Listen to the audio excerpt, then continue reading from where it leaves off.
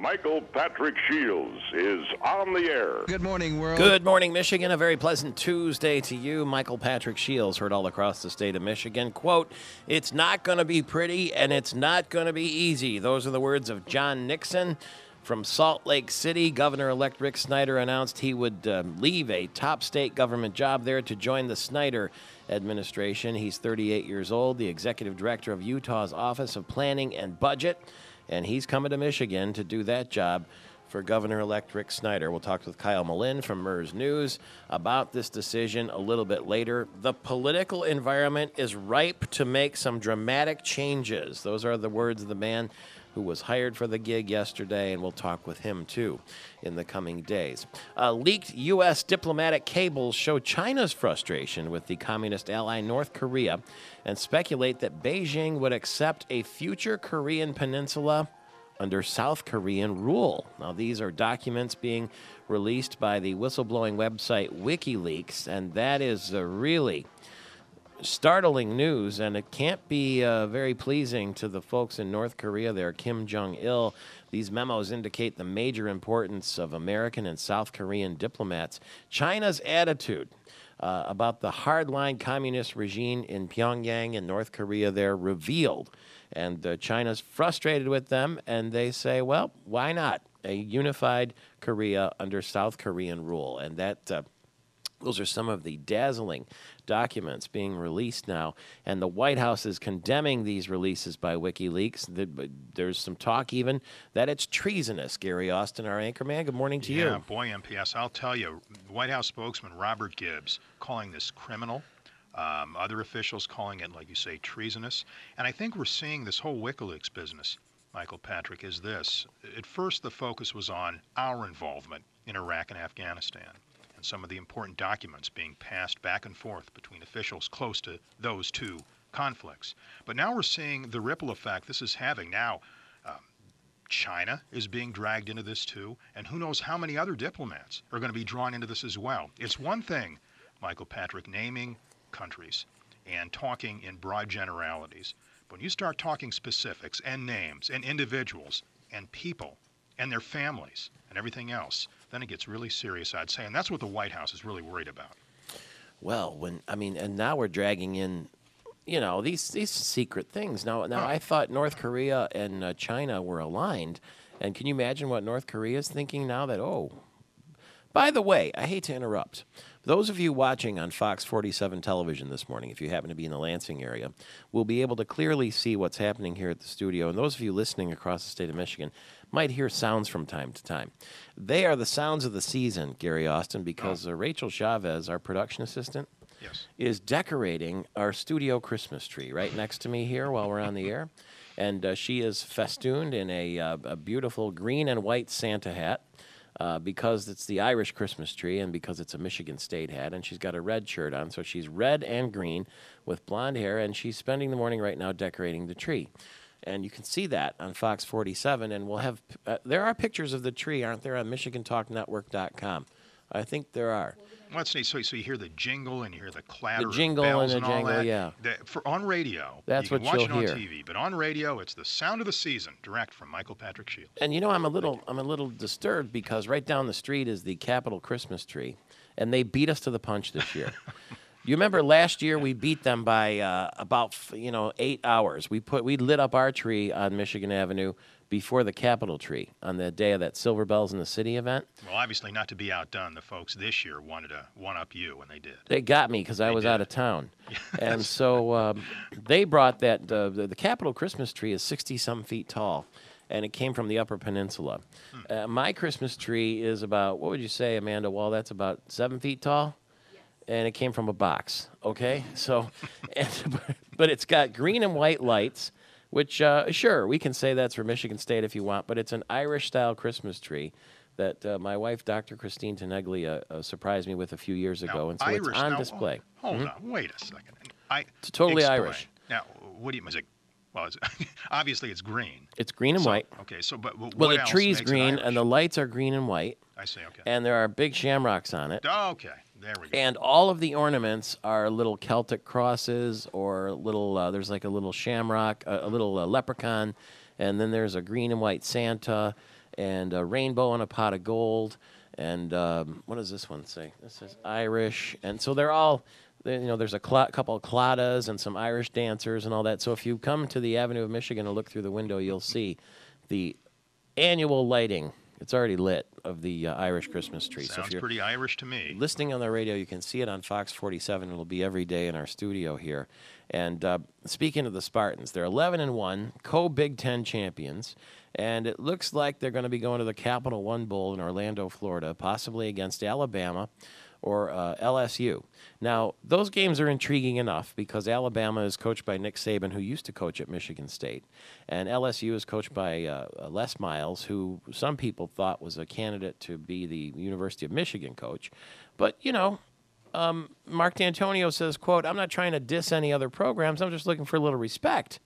It's just, hey, let's talk about it. Let's put up the conversation." He wants to be either in the Rose Bowl or one of the BCS, the bigger bowls, like the Sugar Bowl or the Orange Bowl. Well, there are a lot of fans, Michael Patrick, who still contend.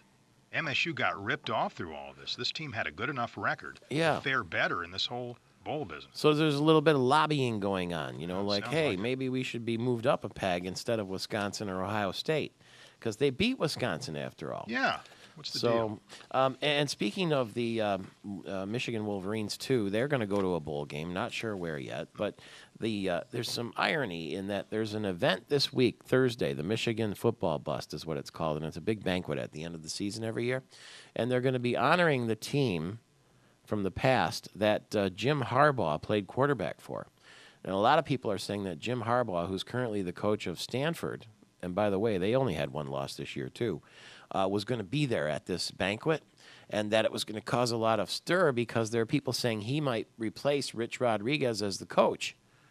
And what an interesting scene that would be. But the word is now Jim Harbaugh is not coming to that banquet after all, that he's saying that his schedule will not allow for it. And so that photo op that we all wanted of the current coach and the potential future coach and all the players in the room trying to curry favor with both of them is not going to happen. But that doesn't douse the rumor mill at all, does it? No. Be coming here? No, Right. not at all. But there's a lot of speculation as to if that's going to happen, why isn't it happening already. And the fact of the matter is, with only one loss, it's possible that Jim Harbaugh's Stanford team could play for the national championship, depending what happens if Auburn were to lose the SEC championship this weekend against South Carolina, coached there by Steve Spurrier. And Steve Spurrier often has lots of tricks up his sleeve. So if you're following college football, there's a lot of intrigue going on right now. Well, there sure is. And a lot of concern here, too, Michael Patrick, when it comes to this business of picking who's going to go where in this bowl. Do I understand it right that a computer plays a big role in determining who goes where? Is that right? I don't know. It's something called the BCS, the bowl system. Yeah, I think there's a bunch of things in the mix. And I'd heard there's rankings and all kinds of stuff. And it's like, well, what does a computer have to do? Why not just let people do it? I guess that's what I think it goes by strength of opponents, too. In other words, if you beat a team and then that team goes on to beat a bunch of other teams, that makes that win more valuable. So what if they put that into some sort of a computer mix, and then the computer then somehow decides all that? I think that's how it works. I don't get it. Former President Bush, George W. Bush, that is going to be in Grand Rapids Thursday afternoon.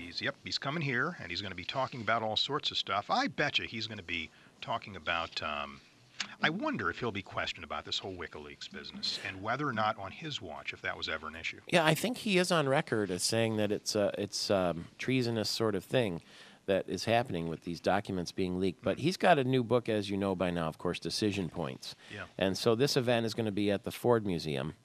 And apparently he is going to, probably talk about the book. And it's a ticketed event. And if you're a member of the museum, you can go.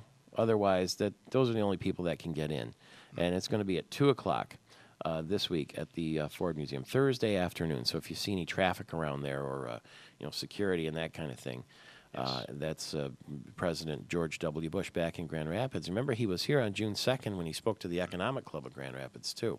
So he likes to visit. We have a really unusual story out of Lenawee County, and this continues to develop. There's a dad there who apparently took off with his 3 kids. And this story You know what? is... I'm not sure we should call him a dad.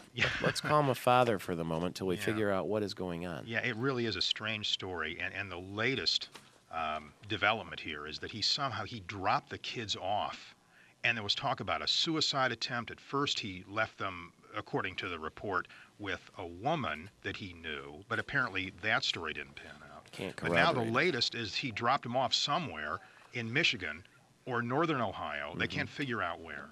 And in any event, they can't find him. He drives a blue vehicle. They're looking for that now.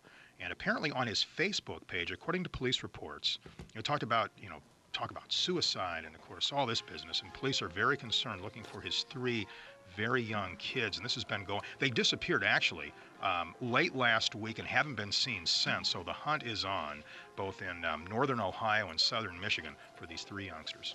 We'll talk with Brian Morley, who was a law enforcement official and now is with Fraser Trebilcock, about that a little bit later this morning. It's 18 after the hour. Politics is our family business. We'll dig into it and get sports for you, too, in 4 minutes. It's Michael Patrick Shields, and it's Tuesday. 22 minutes after the hour, Governor-elect Rick Snyder reaching beyond Michigan's borders for his budget director. He's tapped someone called John Nixon for the post, and Kyle Malin is our chief resident expert at MERS News, and he's nice enough to come in early in the morning like this and tell us the real story behind the story. You can find the rest of the details, of course, at mersnews.com. It's MIRS news.com. That is the most important, vital connection for you to everything that's going on in the state government and in politics. And it's nice of you to be with us here this morning again. Hey, it's my pleasure, Michael Patrick. It's not a surprise, is it, that Rick Snyder picked somebody outside Michigan? Should we be offended? No, I don't think we should be offended. I mean, all along his attitude has been to try and bring the best and brightest people in to help him reinvent Michigan. And I think going outside the state shows a little bit of diversity. I mean, it shows that he's willing to bring in some fresh ideas when tackling something like a budget that is $1.6 billion in debt. They're going to need somebody who has experience doing that at a different state. Maybe somebody who is not familiar with the pitfalls that we've had here in Michigan, so that, maybe there's some other ideas that he can bring to the table. There must have been somebody, though, who said, hey, I would have been good for that job. Did you hear about that? Well, they're not coming forward yet because now isn't the time to do that. I'm sure we'll hear that as time goes on. And there's plenty of people in town who would have done a fine job as budget director. But again, Michael Patrick, Rick Snyder has been all about trying to get quality talent wherever it may be. And they talked to budget folks around the country and asked, who is kind of the shining star? I mean, John Nixon is a young guy. He's 37 years old, and he's already risen through the ranks in the Utah state government quite quickly. So they found that this guy is a rising star. He's somebody, like Bob Bowman was for Jim Blanchard back in the 80s. He was supposed to be the whiz kid. Now, John Nixon is not in his 20s like Bowman was, but here is somebody who's got a track record to help stabilize the state government. I think he's going to wish that he had Utah's government after about 3 months on the job, though. What does the budget director do? The state budget director proposes what the state budgets look like. The legislature ultimately balances the budgets by passing bills at the end of the year, but the document from which they base their recommendations on were usually written by the budget director. They have a staff, or he or she has a staff, that goes through each budget line by line and crafts what our spending is going to be for a year. He oversees the whole process. So if the governor says, hey, I need to find $1.6 billion in cuts out of this $8 billion budget, go find it, that's what he's going to do. So the budget director finds it, and then it's proposed to the House and the Senate? That is correct. And then if they all agree... Which never happens. What's that like? Yeah, of course. Even if they did agree, they would find something to disagree on, just so the House and Senate could put their own stamp on it. It's interesting. Some of the quotes we're already hearing from John Nixon. Here's one for you. Quote, "It's not going to be pretty. It's not going to be easy." Well, and you know what? Another thing that Rick Snyder was looking for is somebody who used this type of value for money budgeting. Now, they call it different things in different states. In Utah, what they did is they actually took government programs and they rated them. Okay, is this government program doing what it's supposed to be doing, and is it doing it the most effective way possible? And there's some kind of scorecard they created out there. What a novel idea. Right. Okay, so is this getting an A, a B, or C, or D? And if they can't scrap it, if it's mandated by the Constitution or the federal government, how can we find a way to make it run better so we can get it from a C or a D. I don't know if they use letter grades, but Yeah. let's say they did C or D and move it back up to an A. And that's something that Rick Snyder has been talking about all along, finding value in government programs and getting them to run as efficiently as possible. Isn't it hard to believe, though, that that kind of review, that kind of audit doesn't automatically happen? Is that naive of me? You know, and I think that it does in various sectors, but you got to realize that state government is really a massive enterprise. And there are I mean, when Engler took office, there were 20 departments, right? Now we've pared that down to, what, 15, something like that. And within those state departments, there's different agencies, and it's very hard to get and just streamline all of state government. It's a humongous undertaking. So while Governor Granholm did her best, you know, it's going to take some time. What do you think he means, this fellow John Nixon, the new budget director, when he says the political environment is ripe to make some dramatic changes? Well, I think what he means is that people realize that, you know, we've kind of cut the things that we can cut without a lot of pain, and now we're at a point where we're going to have to do without some government programs and some services. And I think he's hearing from the folks here in Michigan that folks are ready to do those kind of cuts. We're ready to, okay, if we got to do without X, I guess that's what we're going to have to do, because we're not going to raise taxes substantially. And, you know, just reform's got to happen in state government. I think from his visit here in Michigan, he's learned that and he's picked that up. Is part of that because we have so many new members of the House of Representatives? No, it's just because we have no money. Oh. I mean, the state is, you know, broke. I mean, the only reason we were able to balance the budget last time is because Obama had that stimulus package. We're not going to have that this time around. So it's going to be a struggle passing the budget this time. And Snyder's really got to create what they call a structural balanced budget, meaning that the revenues really have to match spending. We can't be selling assets and doing gimmicks and taking money from this pot and putting it in that pot. I mean, he's got to make the structural changes in it, and he would really like to make them in his first year, to make year 2, 3, and 4 a little easier for him. So he only has to fight the real tough battle once. Why does the Senate Majority Leader Mike Bishop and Matt Marsden, his spokesperson, seem so happy with the fact that there won't be anything accomplished in lame duck? They seem satisfied with that. I don't know. I really don't. You know, Senate Majority Leader Mike Bishop seems to have had one agenda since coming in, and that's been stopping anything that he finds distasteful from the governor or Democratic leadership in the House. He's had a few agenda items that he wanted, but they've all long since disappeared and gone away. He really doesn't have anything that he really wants to accomplish. I think he feels like he's done his job in preventing damage by Democrats, and his job is almost over. He's going to hand over state government to a Republican House, Senate, and governor's office. And I think that's where he thinks the real change is going to happen. I don't think it's going to happen under the current arrangement. And so he really doesn't feel like there's anything beneficial to staying in town. I mean, this is a limited government guy anyway. If Mike Bishop had his way, it would be a part-time legislature. He's made that pretty clear. I don't think he sees a lot of value in running around and doing bidding of this special interest and this lobbyist in the last few days of the year. Who'll be frustrated the most by that? I think at the end of the day, term-limited lawmakers will be in both the Senate and the House. You know, their career is coming to an end. Their in last the next gasp. few days, and they really want to have so-called legacy bills. I mean, how do we define my term in office? What did I really get accomplished? This is the last chance for these people to, I mean, 29 people in the Senate and 50 some in the House, to actually get their stamp on their tenure. And so there's going to be some scrambling to get this done, that done, and maybe it stretches into another week. I think it's. Oh. I don't think it's out of the question yet, Michael Patrick. Oh, really? I think we should stay tuned to what happens here. I mean, there's a lot of people in that Republican Senate that have some things on their to-do list yet, and maybe they're able to convince Bishop to stretch things out an extra day or two next week. Hopefully not too long. I want to go on vacation. Is Mike Bishop a candidate for the Michigan Republican Party chief job? I think unofficially he Yeah? is. He hasn't taken his name out carte blanche. He hasn't said, I am not a candidate, I don't want to run. At which point we'd stop talking about him. But he really hasn't done that. So we got to keep mentioning him. Would he get support? Would he be viable? Oh, absolutely. Really? He would be. I think he would be a very viable candidate. He strikes a chord with Tea Party folks and fiscal conservatives who believe that he's done a good job saying no to Governor Granholm. And, he's a great face for the party. I mean, he really could be. I mean, he's been in a leadership position.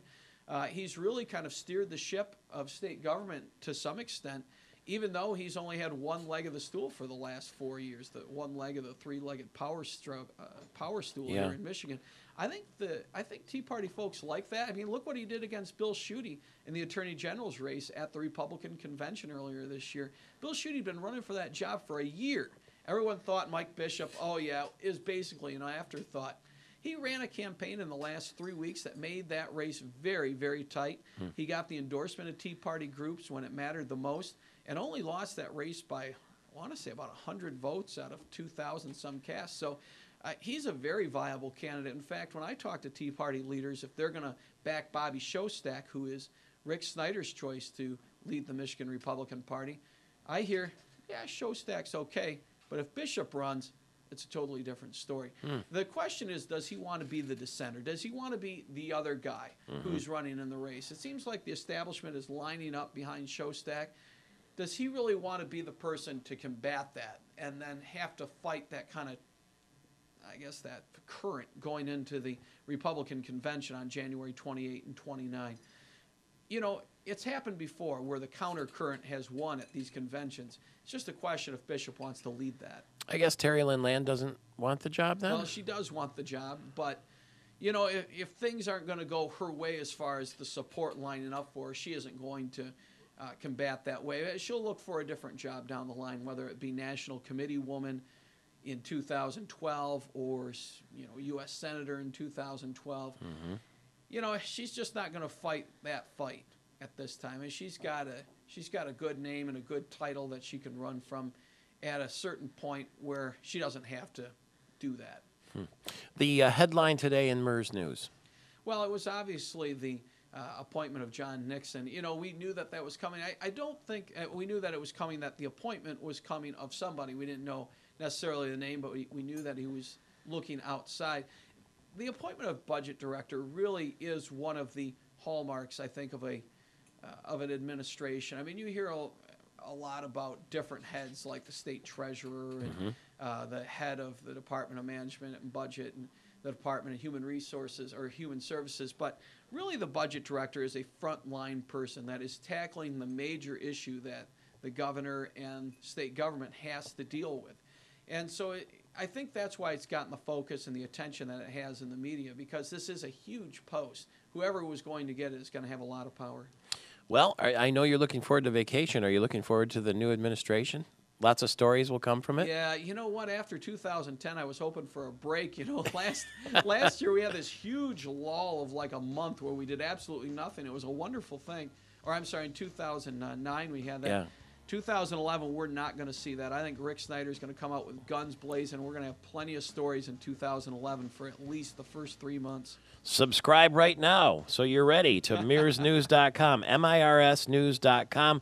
Kyle Malin is the editor. Thanks again for being here this morning. Hey, thanks for inviting me, Michael Patrick. 35 after the hour, Michael Patrick Shields. More news when we get back.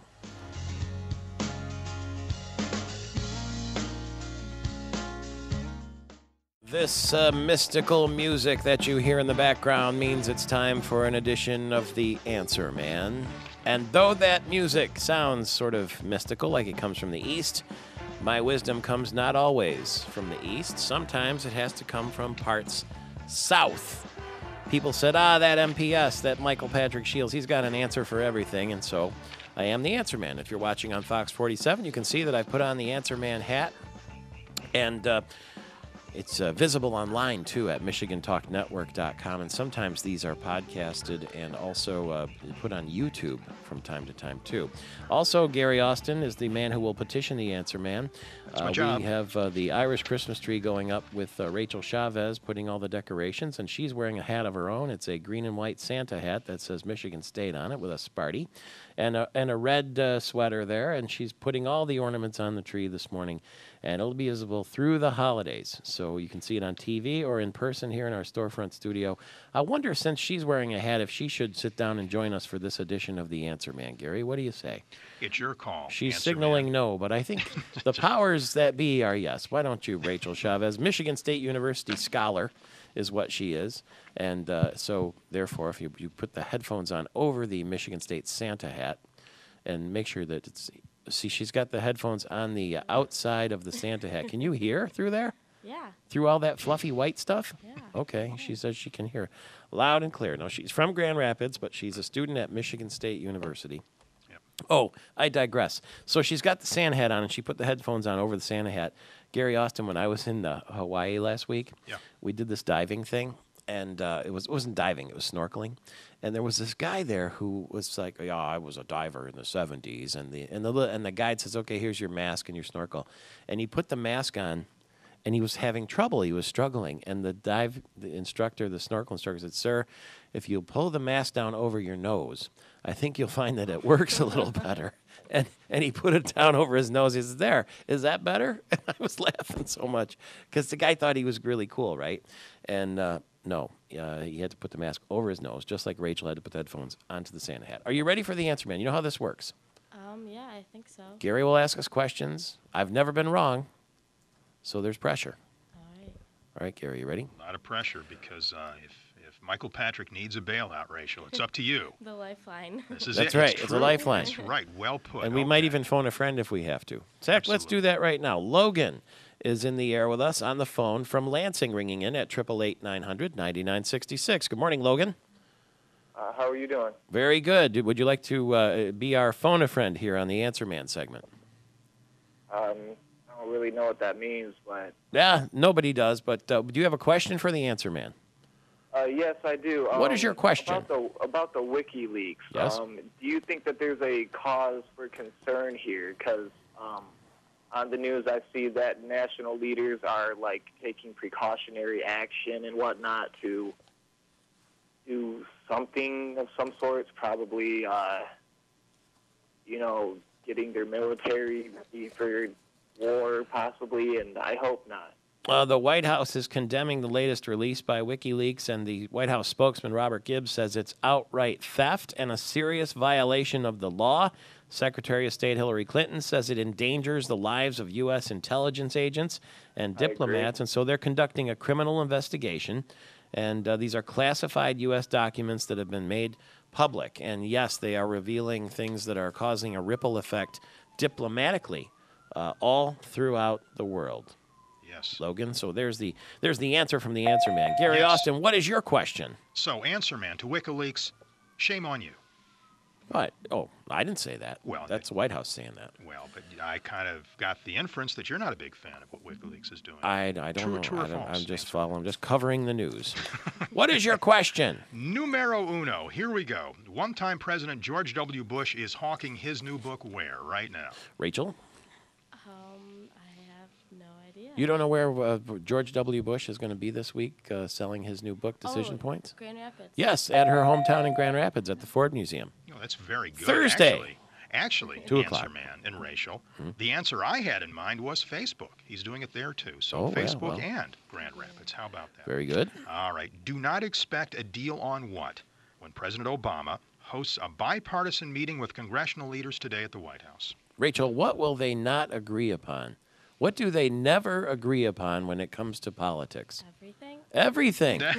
Money and taxes, too. That's right. And one of those everythings this time happens to be tax cuts. She knows They're how gonna it talk works, about you that. see? Perfect. Yes, very good. When in doubt, be evasive. That's the name of the game, Rachel. You're learning fast from the How one and dare only you reveal the secret of the Answer Man?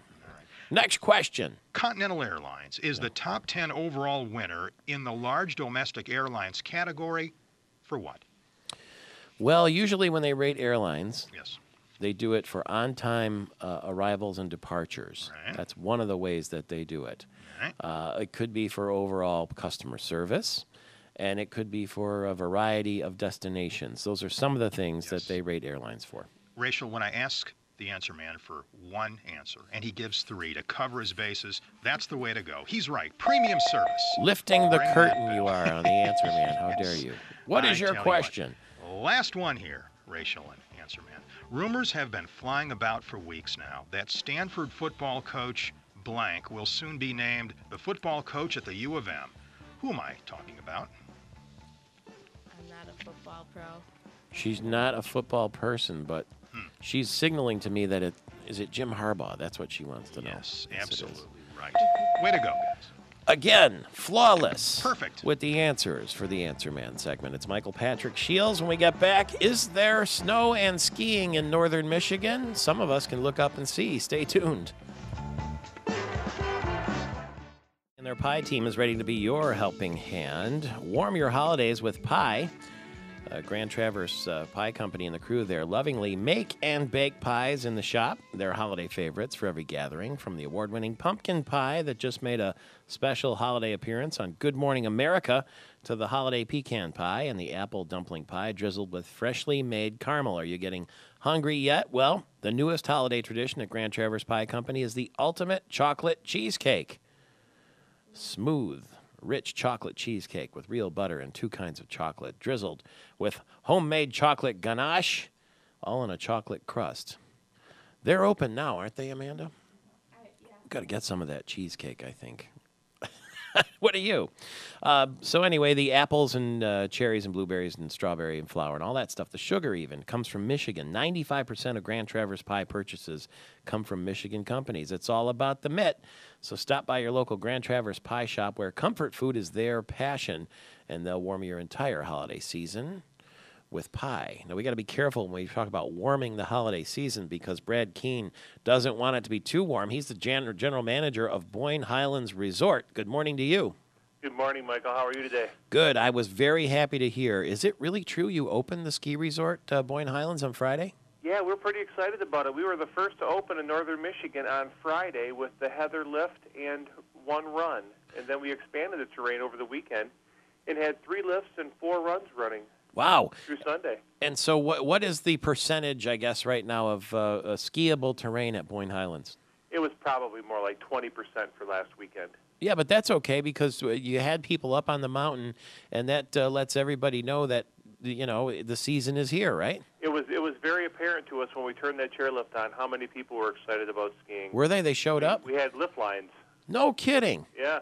Who was the first one to make a run? Well, I was, Michael. Were you really? Were there people watching, or did you test it in secret? I tested it in secret. Oh, okay. How it was going to be. I would never want to put our customers out on the slopes without having them tested first. That'd be pretty nerve-wracking, too, if you're trying to show off as you're shushing down the slope and there are people in line waiting and saying, look at that joker. What does he think he is? Jean-Claude Keely up there? Exactly. I love Boyne Highlands because there is so much skiable terrain, and there's all sorts of different varieties for people. I see kids that are 2 feet tall skiing, and I see people that are in their 70s and 80s making their way around there. Are you making snow now? Is the temperature such that you can do that? It looks like we'll be able to turn back on tonight. We turned our snow guns off last Saturday morning early and haven't been able to make snow until it looks like tonight, and some lake effect snow coming in later this afternoon as well. So we'll have another good run. That's great because here in the state capital and in the Grand Rapids area, Mount Pleasant, places like that, downstate from our listeners in Traverse City and Petoskey, it's a spring-like morning, in fact. Yeah. It's a bit warm, so people don't think of skiing sometimes in this part of the state when they see, rain on the ground and it feels warm. But when will you sort of actually be open for business? When will people actually be staying at the resort and skiing? Again, on Friday of this week, we'll reopen the resort for the weekend with lodging and skiing. And then we'll close for a couple days, and then we have a professional ski instructor group that checks in midweek the following week, and we'll open for the season then. Where do you stand sort of in comparison to other years at the moment? Are you ahead of schedule, behind schedule, or are they all different? Well, we're a few weeks ahead of schedule from last year. Last year we didn't get open until the late of the first week of December. And this week, of course, we were able to make snow early, so it's hit and miss. If you can get Thanksgiving every few years, we're pretty excited about it. Do you think that we'll have a white Christmas, a white holiday season? We will have a white holiday season. Okay. And are there still, for people who want to come for New Year's and for Christmas and that sort of thing, are there still rooms available, or are you sold out? There are still rooms. Everyone should go to Boyne.com or call 1-800-GO-BOYNE to book the reservations. And it's funny, you know, we watch how the phones ring when you announce that you're going to open. And last weekend when we were announced that we were going to open, the phones rang off the hook. It was a great feeling. Yeah, we're all ready for it, and we sure appreciate the reminder. And congratulations on opening. Boyne Highlands Resort, is the mountain open too yet or not? The mountain opened last weekend as well, and they will reopen again this weekend for skiing. All right, thank you. Let's keep in touch throughout the season, can we? We sure can. Thank you very much. You bet. Brad Keene is the general manager of Boyne Highlands. They opened up, and that's good for Michigan. Pure Michigan, in fact. Red Wings are in San Jose to skate against the Sharks tonight, the first of a 3-game West Coast road swing. Pistons are on the road, too. 2-game trip through Florida. They have the Magic in Orlando tomorrow, and then they travel to Miami for a game against the Heat. They're going to play Magic tonight, and then they're going to play the Big Three down there in Miami with LeBron James. And how will the Pistons fare against them? We will see. The Big Three had a game last night. LeBron James had 30 points, and it was a strong effort for once. They beat the Wizards 105-94 in Miami. Dwayne Wade had 26 points, and Chris Bosh had 20. TCU is joining the Big East. Monday Night Football yesterday, the 49ers beat the Cardinals 27-6. And the Spartans and Wolverines, looks like the Spartans will probably go to the Capital One Bowl on New Year's Day. Wolverines could play in the Insight Bowl in Tempe, Arizona on December 28th. And 4 Tigers are on the ballot for the Baseball Hall of Fame. Jack Morris, Alan Trammell, Bobby Higginson, and Juan Gonzalez. And by the way, Mark D'Antonio, congratulations. He's been honored by the Big Ten as the Coach of the Year. And Denard Robinson, the Offensive Player of the Year at the University of Michigan. Let's make them also our Northwood University Leaders of the Day. Northwood University celebrating 50 years of producing leaders. And I'm Michael Patrick Shields.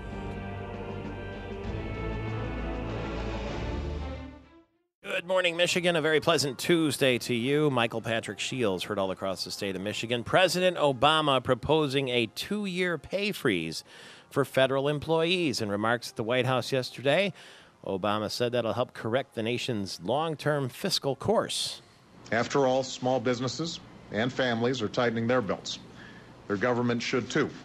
Obama said the freeze is going to save about $2 billion in the current fiscal year, $28 billion over the next 5 years, and $60 billion over the next 10 years. And you know what? It reminds me of the old phrase, a billion here, a billion there, and pretty soon you're talking about real money. The deficit has hit $1.3 trillion in the fiscal year that ended in September, and the president says the pay freeze would affect only civilian employees. I want to be clear. This freeze does not apply to the men and women of our armed forces, who, along with their families, continue to bear enormous burdens with our nation at war. Now, today there is going to be a bipartisan meeting with congressional leaders at the White House. Republicans, as you know, regained control of the House in the recent midterm elections, and here's what's on the president's mind. My hope is that we can begin a bipartisan conversation about our future, because we face challenges that will require the cooperation of Democrats, Republicans, and independents. Everybody's going to have to cooperate. But don't expect a deal on tax cuts when President Obama has that bipartisan meeting today. The White House spokesman Robert Gibbs says the meeting is more about setting a tone for bipartisan cooperation after the Republicans take the reins of the House in January, because remember, the Bush-era tax cuts expire at the end of the year, and a lot of Democrats want to extend the tax cuts for the middle class, but not for the upper income echelon. That means people who make over $200,000 a year. Republicans are insisting on extending the tax cuts for everybody, including the wealthiest Americans. How do you feel about that? Do you think everyone should get an extension of the tax cut across the board, or do you think, the rich don't need it? Is that how you feel? Because that's the debate going on right now in Washington, and the clock is ticking with 1 month left before the tax cut expires. If it expires, everybody essentially gets a tax increase. So the question is, 1, do we let the tax cut expire and everybody gets a tax increase? 2, do we keep the tax cut but only for middle class? Or 3, should the tax cut be extended for everybody? 888-900-9966 is the number to call. 888-900-9966. The president was in front of the cameras yesterday with a puffy lower lip. You'll remember he took a hard elbow shot while playing basketball over the weekend. 13 stitches, I think, is what he got, and the president talked about it. Doctor has given me a clean bill of health, and I will continue to be playing basketball whenever I get a chance. In fact, I played yesterday with Sasha and Malia, and they took it easy on me because they were feeling pity. Okay. The White House did not feel any pity about these WikiLeaks documents that have been leaked. The White House spokesman Robert Gibbs says it's outright theft. This is a serious violation of the law. This is a serious threat to individuals that both carry out and assist in our foreign policy. What kind of people are these people, Robert Gibbs, that would put secret government documents out there for everyone to see? WikiLeaks and people that disseminate information to people like this are criminals. Criminals. And one of the more shocking, we gave you some yesterday, some of the details today, some of the more shocking details. A diplomatic cable that's been leaked through WikiLeaks shows that China is frustrated with their communist ally North Korea, and they speculate that Beijing would accept a future Korean peninsula unified under South Korean rule, according to these documents. Can you imagine what the North Koreans are now thinking of the Chinese when the Chinese are supposedly supporting them, and then behind their back saying, that'd be okay, maybe if South Korea took over North Korea. These are the kind of sensitive documents that are being revealed. Speaking of sensitive, we talked earlier this morning with Kyle Malin of MERS News about the new budget chief for the state of Michigan. It was announced yesterday that Governor-elect Rick Snyder picked a fella called Nixon, John Nixon. He's going to come in from Utah. He's been the budget director for Utah Governor Gary Herbert, and he's been there since 2006, but now he's coming to Michigan. And the first thing out of his mouth, the quotation is, "It's not going to be pretty, and it's not going to be easy. The political environment is ripe to make some dramatic changes." So we are going to have a very exciting new year. Sure looks that way. And by the way, President George W. Bush coming to Grand Rapids Thursday at 2 o'clock. So if you see a lot of action around the Ford Museum downtown there, he's coming to meet with members of the museum and chat about this and that. And somehow I'm sure his book will come up because he's got that new book. Phil in Decision Points is what it's called. Phil in Jackson, you're in the air. Good morning. Hi. I've always considered myself to be a fiscally conservative type of guy, but we're in a hole, and I say let the tax cuts, let them go. Everybody needs to pony up, including myself. All right, you're willing to take the tax increase because it's time for everybody to share the pain.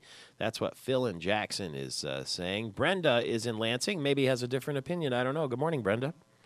I think they should be extended. They can deal with the tax situation next year, but we are in such a terrible economic situation right now. I think it would be a boost for everybody. To not have a tax increase. Do you think it should be for everybody or for only middle class? In other words, everybody. Everybody ought to get it across the board. Fair is what you're saying, huh? At least for now. Yeah.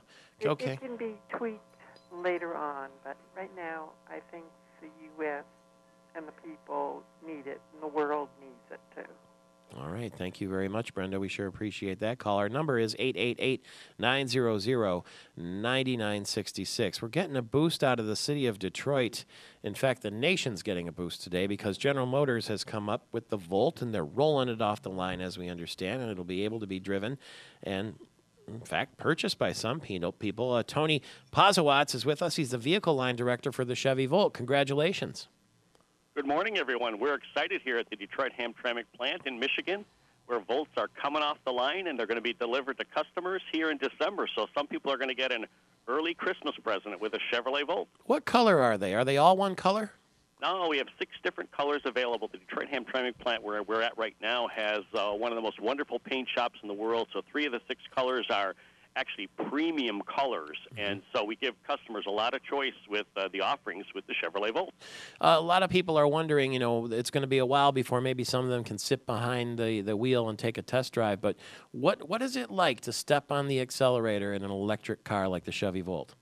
Well, the Chevrolet Volt is an electric vehicle. It's driven electrically all the time, And one characteristic of electric vehicles is they give you instantaneous torque, so you don't have to build up a torque curve like a conventional internal combustion engine.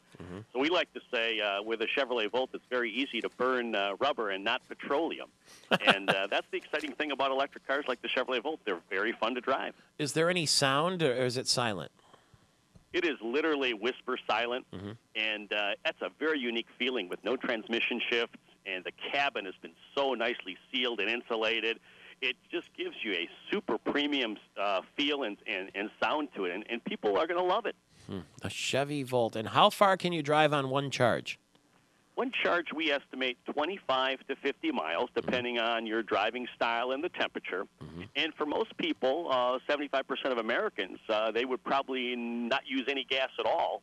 And the wonderful thing about the Volt is you can charge it at home on a 120-volt outlet. No special equipment required. The Volt is plug and play. Wow. And so it charges up overnight, and that charge costs you all of about $1.50. So it's the same thing you plug your Christmas lights into, for instance.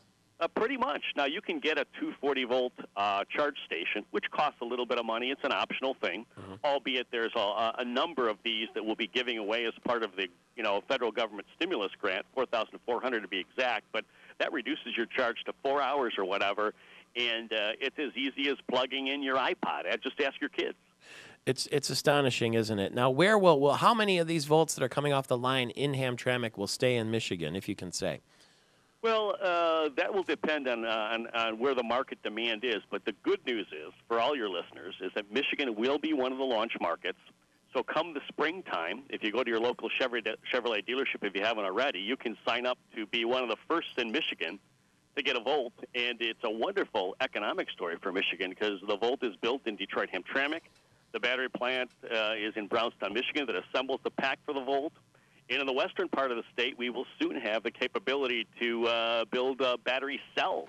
And not to mention other parts and pieces are also built and constructed in Michigan, from engine parts and stampings and the like. So we really hope the Chevrolet Volt will lead a rebound for our state. And we've got a lot of talented and skilled people, so we want to get them all back to work. Does the heater work pretty good? Oh, yeah. It's an electric heater. Just like a lot of the support systems on an electric car like a Chevy Volt. The steering is electric, the braking is electric, and it's regenerative braking, so it allows you to recapture some of the energy. And it's very, very efficient. Thank you very much. That's very exciting, and congratulations. The Chevy Volts are coming off the line this morning in Michigan in Hamtramck. So says Tony Pozowatz, the vehicle line director for the Chevy Volt. David in Grand Rapids, Logan in Lansing, Carrie in Lansing. You're coming up next. Cheryl Freeborough, too, with the automotive dealer perspective on the Volt and sales predictions. And what's going on in Europe with the economic system, we'll talk about that, too. It's Michael Patrick Shields, all across Michigan.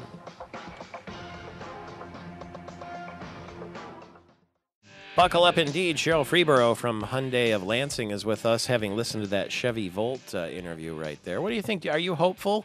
I know you you have a Hyundai. I'm real hopeful. It's they're really putting a lot of effort and publicity into it. And, they've been working on an electric car since beginning with way back with Saturn when they started the EV1. So they've got a lot of research behind them. So I'm hoping. It was interesting that he mentioned the depending on the temperature. Because I know that the battery, that was one reason you never saw the EV1 here, and it was only in California, was because the temperatures affect the battery. So that was interesting that he threw that point in. That's going to be an interesting part of it to watch. So if it's cold, you get fewer miles out of the battery, eh? Right, right. And I wondered how the how the air conditioning and the heat affect the amount you get out of the battery as well. That would be interesting. But we've got a lot of research behind it. They really need to make this a great product to help them recover. And you really don't hear the kind of publicity with any other manufacturer that you're hearing from them. Because I know all of us are coming out with an electric product over the next few months. But they're really putting a lot into it. So I hope it's a success for them. Analysts predicting another month of strong auto sales despite a slight dip in new car and truck purchases last month. New car and truck purchases were down. November sales higher than the same time last year. And analysts are saying the marketplace is kind of stabilizing and the demand for vehicles is on the return. What are you finding at Hyundai of Lansing? Are people turning up? Is business good? We were busy yesterday. Usually, Black Friday in the past has been one of our busiest days. I remember working at a Chevrolet store, and nobody was allowed to take the day off because we were so busy. Oh. The last 3 years, we haven't seen that. But yesterday we were very busy and sold some cars, and used cars is very strong. The other thing I'm noticing is in the dealerships that service is very strong. Service and parts. We have our service hours are being booked right up. So it's nice to see people investing in the vehicles that they're driving too, because that really means a lot to a dealership. Yeah, nobody wants to get stuck in a snowbank sometime in January, having not done a systems test and that sort of thing, right? And they're not putting it off like they had been earlier in the year. They're actually coming in and getting things done to their vehicles, and that's really good to see. And used cars are still very strong. Yeah, I'm driving one of your used cars right now, that 2008 Saturn Aura XE sedan. It's parked in front of our studio here, in front of our Irish Christmas tree on the Avenue of Michigan. It's got about 40,000 miles on it, and it's about half price. It's only $11,000 or something like that. Yes, yeah. So we try to really price our cars. We try to get the best cars. We try to price them real competitively because we know that people want a good value for their money. They're spending a lot, so we really make a big effort to do that. That's important to us. Well, it's available at less than the Blue Book value if you want it right now. That Saturn Aura. Just call Cheryl Freeborough at Hyundai of Lansing, and she'll set you up. She's there on the west side of town. What's the location of your dealership again? It's about 3 miles from the expressway, 96 and Saginaw Highway. It's about 3 miles west of that, just on the other side of Sundance Chevrolet. Everybody knows where that is. If somebody in Grand Rapids, though, or Mount Pleasant, or even Traverse City says, that sounds like a great price for a Saturn Aura, how do they find and you? We get people from all over. We sold actually we ended up selling a new car to a lady from Petoskey the other day that was coming through. Oh, terrific. So, how do they find you online? You find us online at HyundaiofLansing.com, and that's actually how she found us. Oh, right. So, No, thank goodness the Google corrects your spelling, so in case you can't get Hyundai right. Right. They give you a lot of help, don't they? I know. I find that myself. By the way, I see that Hyundai is the only sponsor of the Academy Awards this year. Congratulations on that. Does that mean we get to go and be on the red carpet with all the celebrities? I'll tell you what, if I get to go, I'd take you with me. Okay. Or at least report back. I think they're going to be showing the new Elantra. They're really banking a lot on our new vehicle. It's supposed to be just gorgeous. And I think that's one reason they're doing that is they want to get the product out to the public. Maybe the celebrities will be pulling up in a Hyundai there at the Academy Awards. Cheryl Freeborough, congratulations on the auto sales. We're happy to hear that. David in Grand Rapids, you're in the air at 888-900-9966. Good morning to you. Good morning. I'm glad to be on your show. Thank you. Well, I believe that they need to extend the tax cuts because we are in a financial pain right now as far as the economy and people not having jobs. But besides that, I do feel that no matter what we do, we are forever under the control of the Federal Reserve Bank and this system of debt.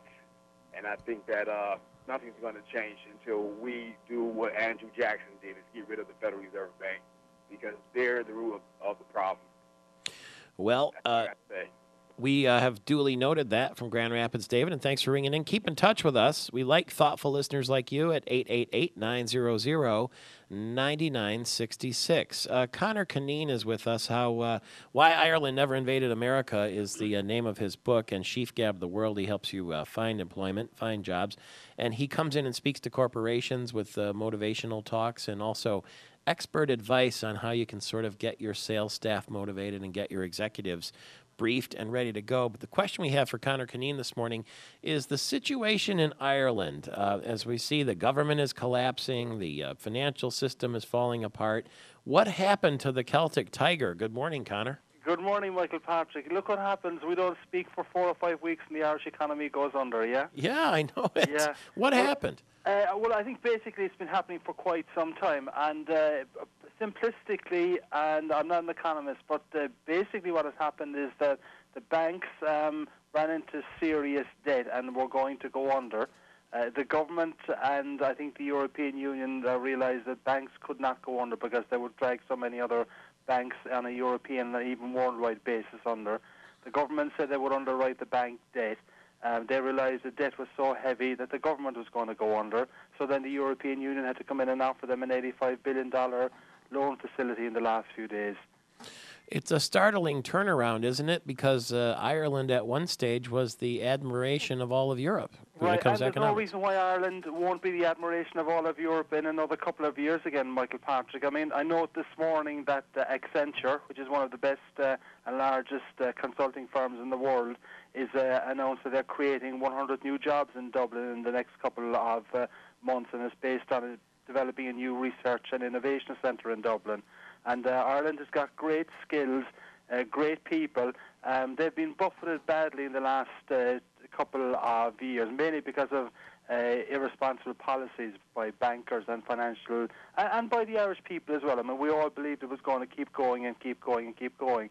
But what happened here in the States happened 10 times as dramatically and as impactfully in Ireland. And Ireland isn't a large enough boat to be able to bail itself out on its own kind of thing.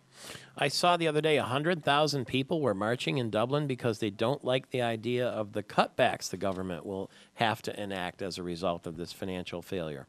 Right. Well, I think everyone understands that the cutbacks are going to be difficult. No one likes them, but really there's no choice at the moment. And I think talking to some people, there was almost a sense of relief last week when the IMF came in and offered the loan facility. What probably might be more worrying, and this now is more of a macroeconomic thing, is that the problem in Europe does not seem to have sorted itself out, and people are now getting worried about Portugal, for instance.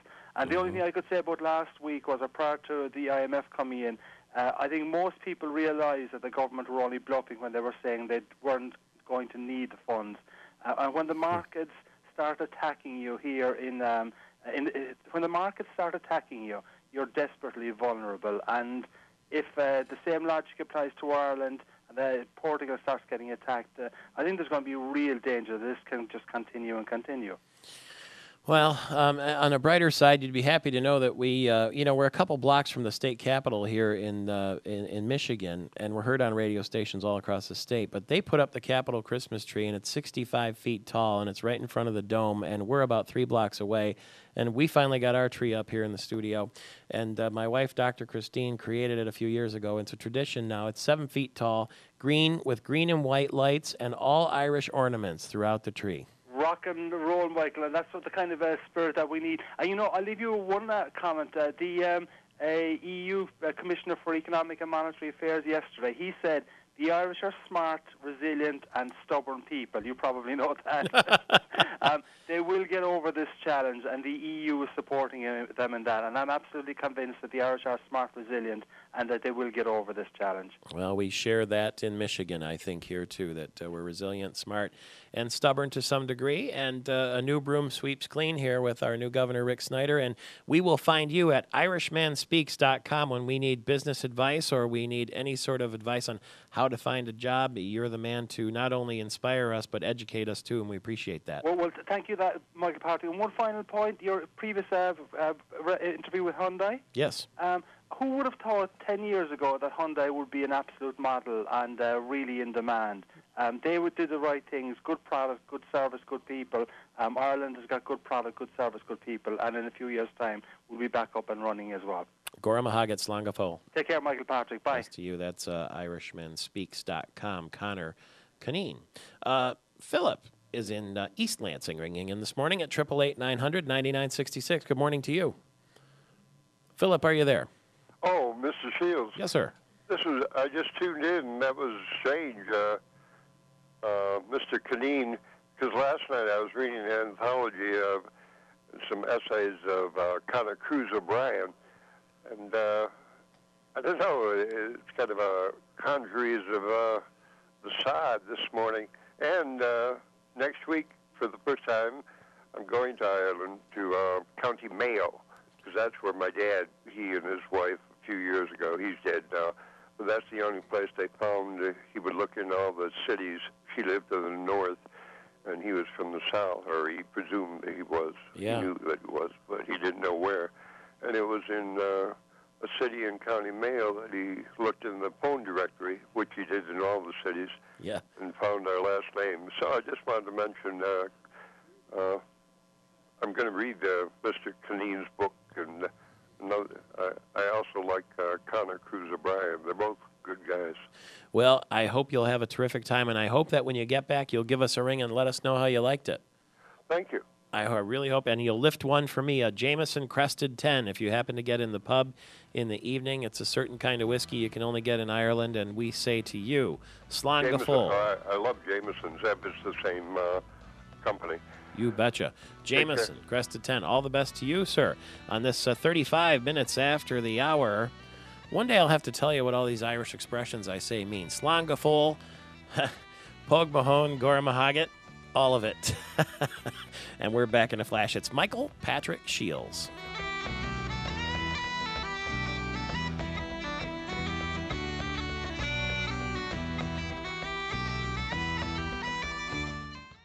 "20 minutes before the hour, put me in, coach. I'm ready to play today." That's what Larry Sorensen said, and he did that for 7 major league teams.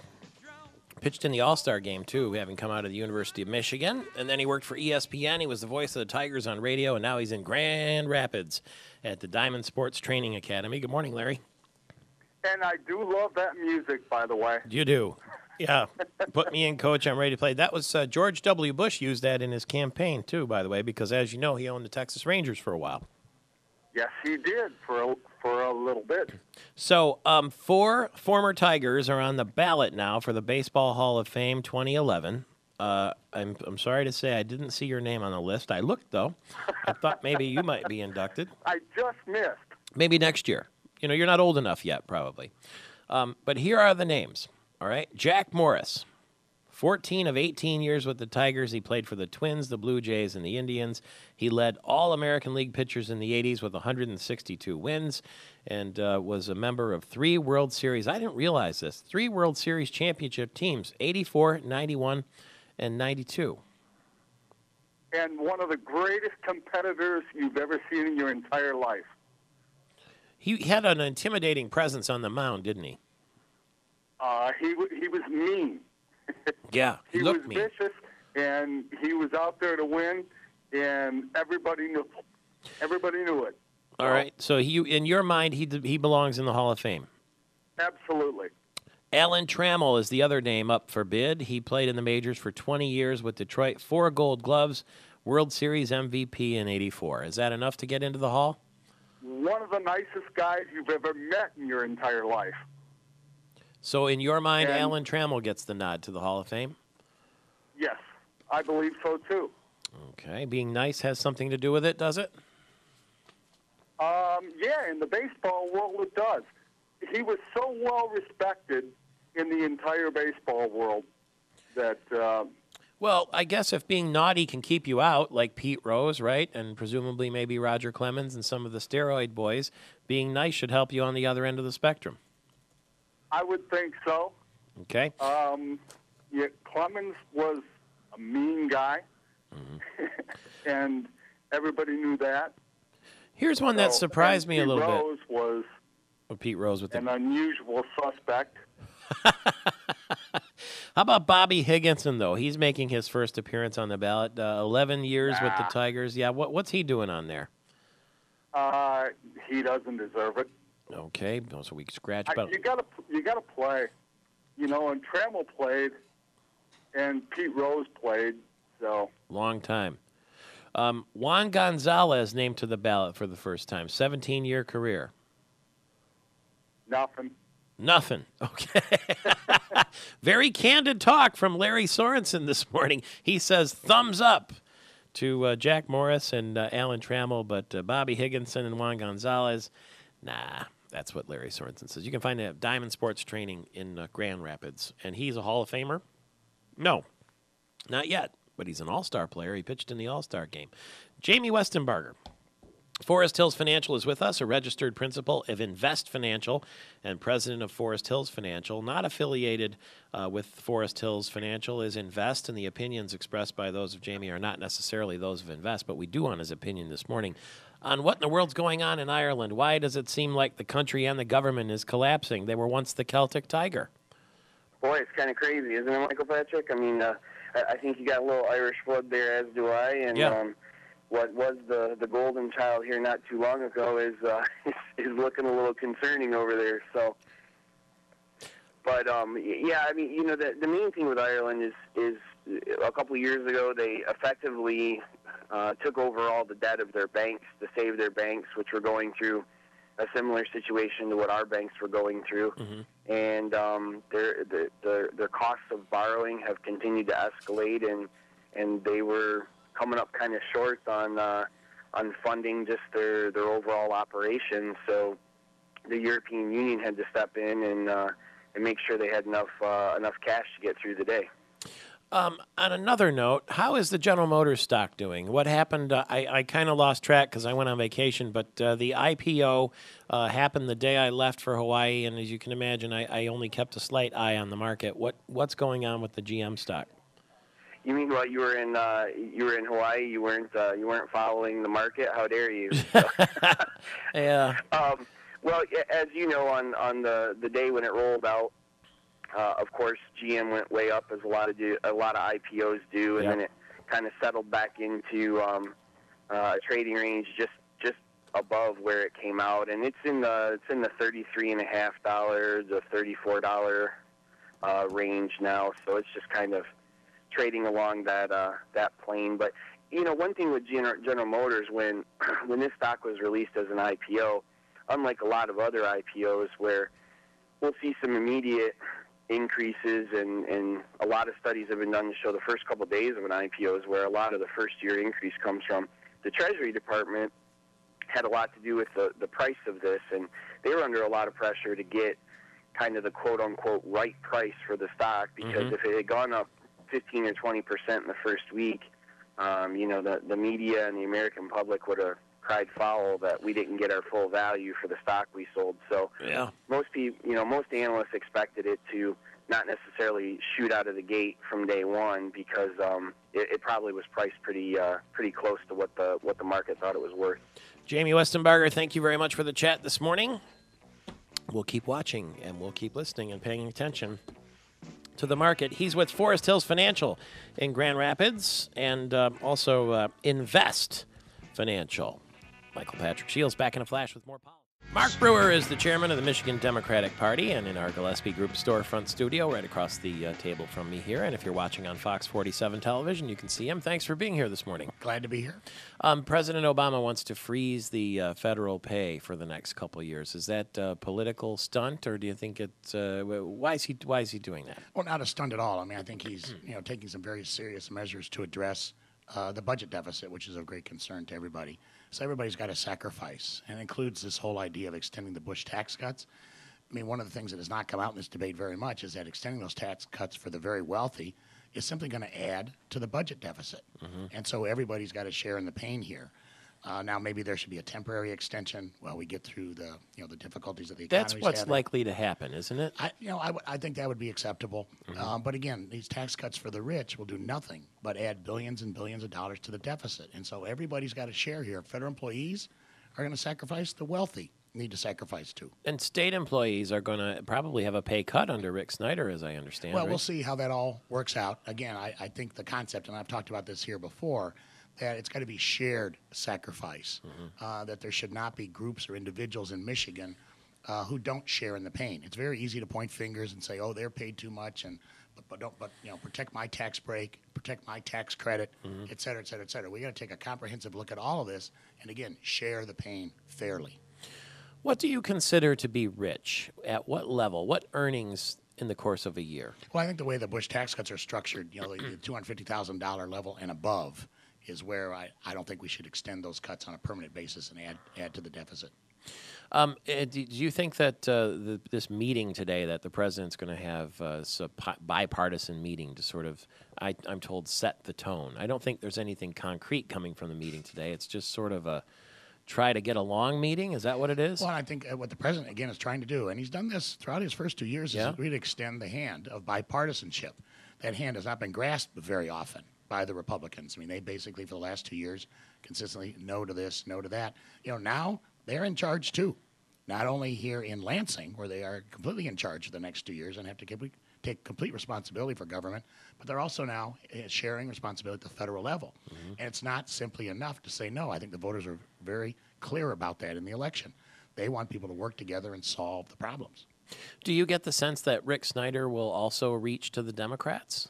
He has said he will, and we take him at his word. He repeatedly said that during the fall campaign. He has continued to say that, now 1 month since the election. But it remains to be seen. I mean, the proof's going to be in the pudding. He's appointed one Democrat to his cabinet so far.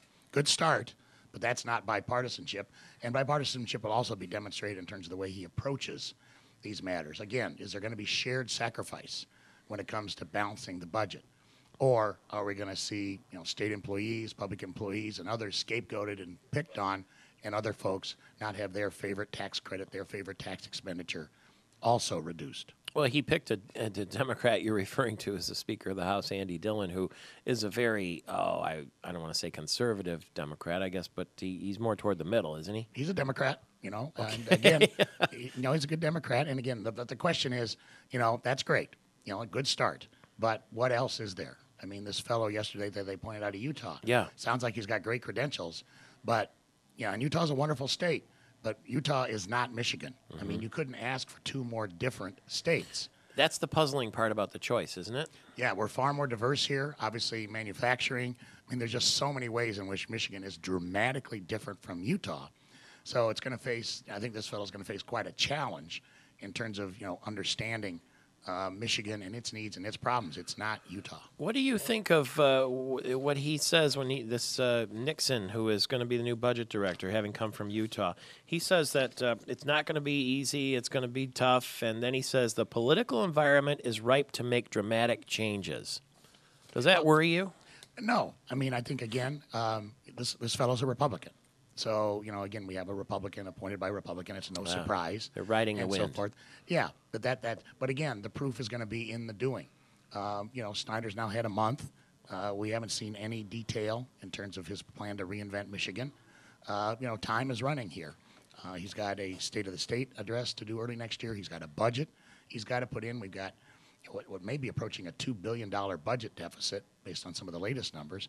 If he abolishes the Michigan business tax, that'll double that deficit. Okay, how are you going to balance the budget with a $3 billion or nearly a $4 billion hole? We're all eager to see how he does that. Do you think that Saul Anusis has a chance to become the National Republican Party chair? From what I read, yes. But again, Michael Patrick, I don't, follow internal Republican matters all that closely. I know from what I've read, he's out there campaigning pretty hard. Some people were out for you after the election. What's your status? I'm interested in serving again, and I'll be putting myself forward to the delegates at our state convention come February, looking at my entire record over the entire time that I've been chair. Do you have serious competition? Not aware of any yet, but I don't take anything for granted either, in terms of getting out there. And I've been traveling the state quite a bit over the last month, talking to people about what happened, lessons that we can learn in terms of moving forward to 212. You haven't heard anybody say that they were going to challenge you? No, I've not. But again, I don't take anything for granted. I mean, you've got to get out there and talk to the voters, in this case, party members, and I'm doing that and will continue to do that. How long have you had the post? I've been chair since 1995. All right. Well, you'll keep us up to date, of course. I will. Thank you very much. Democratic Party Chair Mark Brewer. Perish the thought. Republican. Thank you very much. It's Michael Patrick Shields. Television viewers, thanks for being with us this morning. We'll see you tomorrow. Radio listeners, stay right where you are. And if you're watching on TV in Lansing, tune to 1240 a.m. for another hour of this. I'm Michael Patrick Shields. They call me Big Papa when I throw pesos their way. Adios and via con Dios, a long way from GA.